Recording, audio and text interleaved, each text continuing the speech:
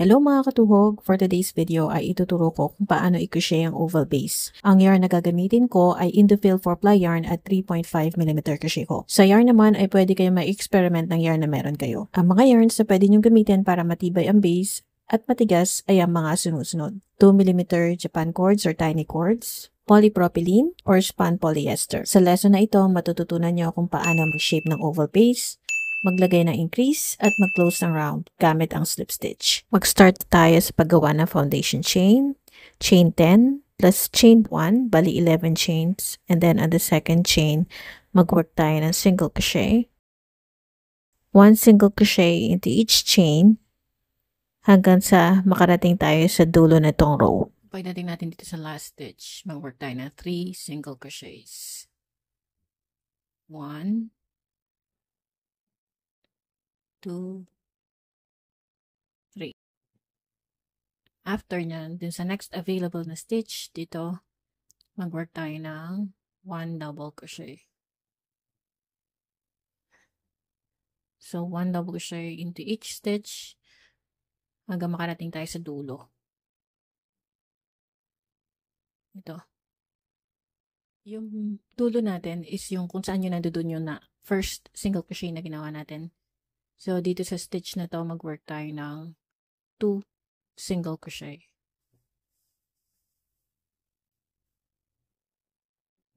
So, bali yung parehong dulo, merong tigti 3 single crochets. Dito yung increase natin para maging oval shape siya. And then, dito sa first stitch na ginawa natin, slip stitch natin. At para ma-maintain natin yung oval shape na, mag-work ulit tayo ng increase kung saan tayo nag-work na 3 single crochets. Sa round 2, mag-chain 1 muna tayo. And then, dun sa parehong stitch, mag-work tayo ng 2 single crochet.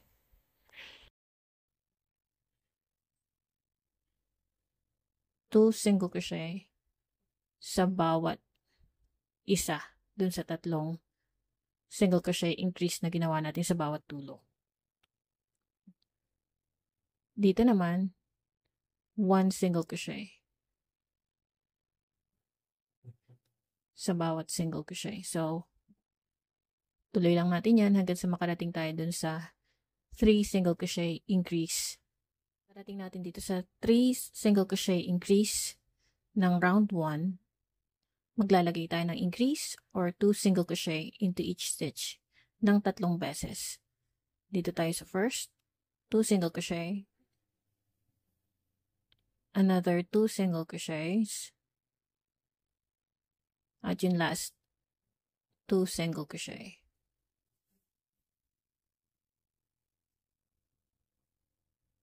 And then, ituloy lang natin pag-work ng 1 single crochet hanggang sa makabalik tayo dun sa dulo.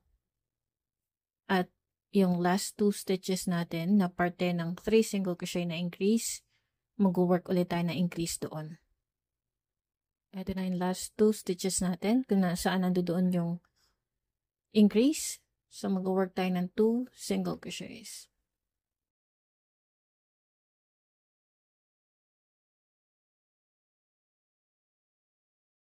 So, after nyan is mag-work na tayo ng slip stitch para i-close ang round. At ito yung first stitch na merong increase na 2 single crochet. So, dun sa first single crochet na ginawa natin, doon tayo mag-work ng slip stitch. For this round naman, for round 3 naman, ang gagawin natin is mag-work lang tayo na increase into every second stitch. Lagi niyong tatandaan, dun sa ikalawang increase ng previous round, doon tayo mag-work ng 2 single crochet.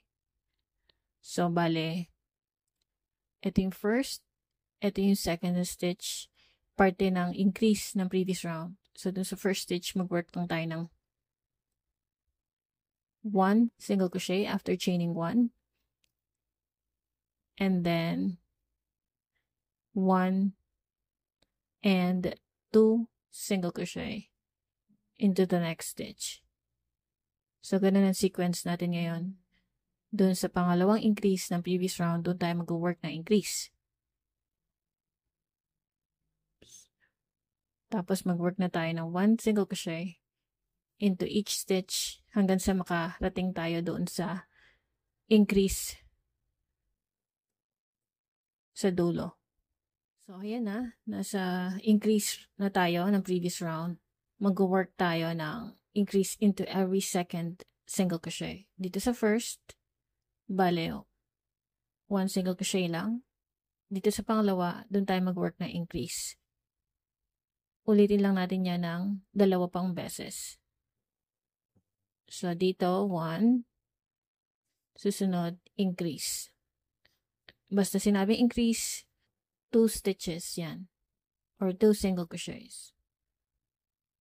Pinaka-last na, 1. And then, 1, 2. So, kung nakikita nyo, naglalagay lang tayo ng increase doon sa pangalawang single crochet ng previous increase. After that, mag-work lang tayo ng 1 single crochet into each stitch. Ngayon, yung last 4 stitches, nakikita nyo, yun yung increase natin ng previous round. So, dito, once makita nyo na yung 2 single crochet, dun sa second single crochet, dun tayo mag-work ng increase or 2 single crochet. And dito sa next naman, 1 single crochet. At dun sa last stitch ay 2 single crochets. Yan. To end the round, syempre dun tayo mag-work ng slip stitch dun sa first stitch na ginawa natin, to sa first single crochet na ginawa natin. Yan. So, kung gusto nyo pa ng mas malaki dyan, ganun din ang gagawin nyo. Kung saan kayo nag-work ng increase, doon kayo maglalagay ng 2 single crochet. Halimbawa, dito yung increase, ito yung 2 single crochet ng previous round, lagi kayo dito sa second ng single crochet maglalagay. Kung gusto nyo pang palakihin ang oval shape. Ang base na to, ginagawa para sa mga coin purses, bags. Pwede pa siyang lumaki kung gusto nyo. Depende sa haba. Kung gusto nyo na mas mahaba, ang foundation chain nyo dapat mas marami kaysa dito. Ang gagawin lang natin ay maliit na base para sa coin purse. Pero kung para sa bag yan, mas mahaba na chains or foundation chain ang kakailanganin natin. To start the next round, mag-chain 1 lang tayo. Pero hindi siya magka-count as a stitch. Dun sa same stitch, mag-work tayo ng 1 single crochet.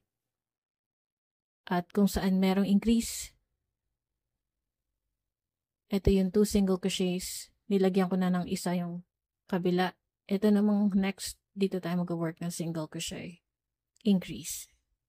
So, kung saan lang merong increase, dun lang tayo mag-work ng 2 single crochets dun sa pangalawa. So, uulitin lang natin yan.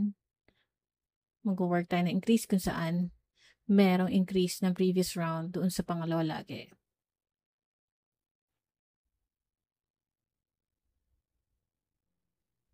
Hindi nyo kailangan magbilang. Susundan nyo lang kung saan kayo nag-work ng increase. Ito yung 2 single crochets. So, dun sa pangalawa na single crochet, dun lang kayo mag-work ng increase. Lagi. So, both sides yan. Dapat 3 lang ang 2 single crochets or increase na ilalagay nyo.